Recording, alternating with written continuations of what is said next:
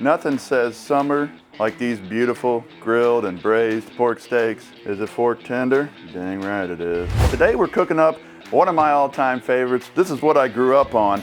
It's known as a pork steak. What it is, it's a steak cut from the shoulder or the butt of the pork. First thing I want to do is get these things soaking. So since it's a thinner meat, we're going to go ahead and marinate these, and you can do this the night before. Once again, I want to take 2 cups of our pork marinade and mix that in with 20 ounces of water. This is an important step because just like ribs or pork butt or anything, you want to get that flavor and moisture inside of the meat. So I'm going to go ahead and let these guys just soak. And I like to do this the night before, or at least about an hour to 2 hours before cooking. So I'll let these guys soak for about an hour today. So I'm going to go ahead and leave them just like that. You can dab them off a little bit. I want to leave some of that marinade on there as our binder again. So first up, I'm going to go ahead and hit them with our all-in. But all-in is going to be a perfect seasoning for these pork steaks as your base layer. Again, it's going to have salt and sugar, some black pepper and some garlic in there. I'm going to go ahead and hit them with the original dry rub, and this is going to give them a beautiful color and a little bit of that traditional barbecue flavor that Blues Hog is known for.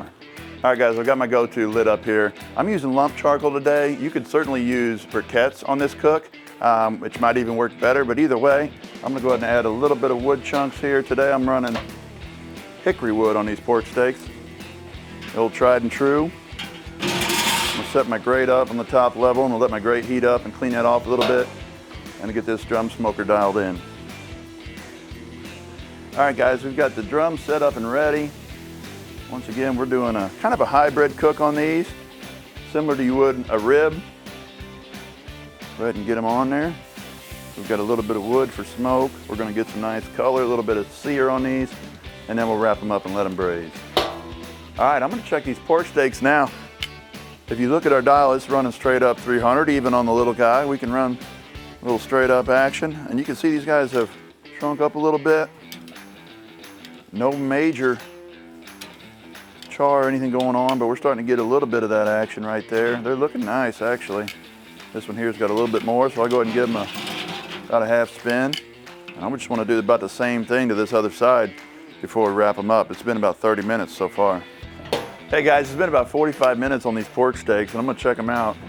We did one flip. Ooh, and that's what I wanted right there. It was that perfect amount of sizz, but not a burn. I'm liking the way that looks. So we've got good color, starting to get a little sizz. Let me go ahead and stick them in the pan now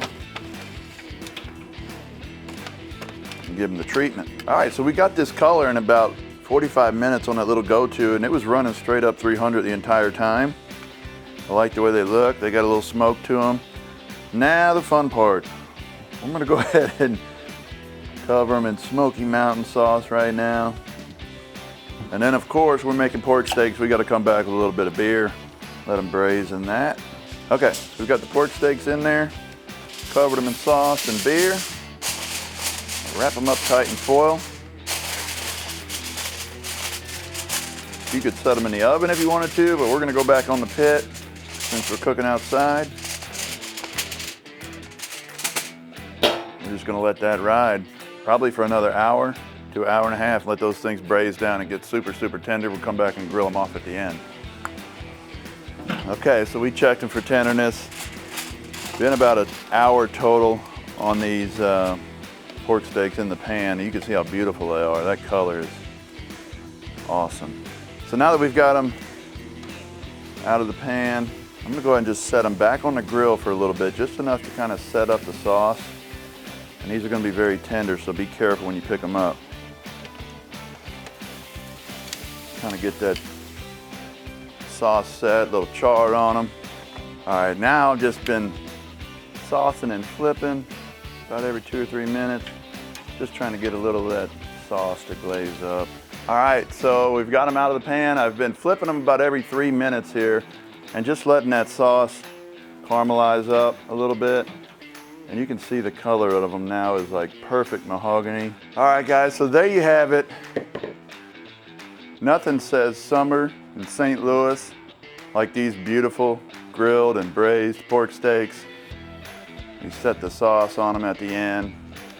One of my favorite of all time right there. I'm going in for that bite. Now here's the deal. Is it fork tender? Dang right it is. Check that out.